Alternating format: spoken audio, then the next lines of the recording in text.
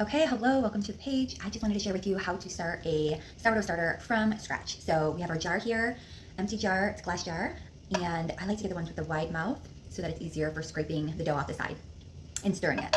And then I have water here, so you just want to make sure it's like a filtered water, and I like to leave mine out at room temperature, like to get it to room temperature overnight, 24 hours, so the chlorine evaporates. So I just leave mine in this kettle here, but I get it from a filtered, like my filtered fridge. And then we have flour, and I have organic flour, which most importantly, I make sure it's unbleached flour, and it's all purpose that I'm using. So these are the important things. And then I have a scale to measure the amount, and then I have a spatula with it. I love it because it gets the edges of the jar clean. So here we go, we're gonna start it off. A tip is to take your jar and weigh it. Oops, make sure it's on grams, and you're gonna weigh it and then write that number on your jar. So I do know that my jar is 282, but you can write it on here while you get used to that. That will just help you as you go along to find out how much starter is in your jar without having to always transfer it to a new jar.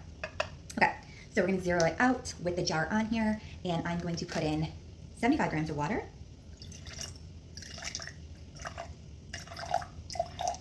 Okay, 75 grams of water, zero it out again, and add 75 grams of organic flour.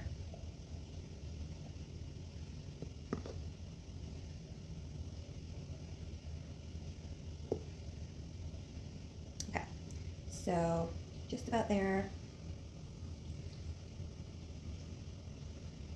Perfect, 75 grams of water. And what you want it to do is you want it to be a thick batter. So you want to stir it up really good, make sure there's no clumps in here.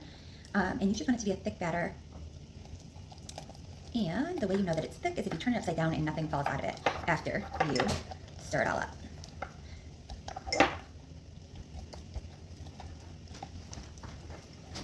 Make sure there's no flour sitting in there. You want it to be all mixed in well. Okay, and this is day one.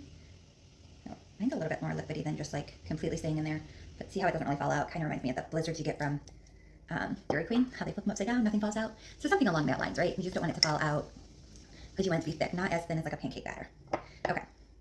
And then I like to get as much of the sourdough off of my spatula as possible because you just don't want that stuff going down your drain. If you have any left down here, just take a paper towel, wipe it off and throw it away, just to keep your drains. Okay, a lot of your jars will either come with a plastic lid like this, and what you want to do is turn it on. So this is tight, and you want to turn it back one. That's just going to allow it to breathe. And you want it to be able to do that so it doesn't combust or anything like that. You want to give it room to breathe. You can either do that, or if you have the metal one, I would flip this upside down like this, and then put this on with the same kind of concept, right? Just give it room to breathe. You don't want any particles or dust to go into your starter, but you also want to allow it room for the like carbon dioxide to like evaporate, like come out. Okay, so the other thing I think is really important is to name your starter. So it's a live and living thing, so you can name it. I know I've named mine Carter, the starter. I have one named Betty. So this one, I don't know what to name it. I'll tell you what the name is next time because I did not think to name it yet.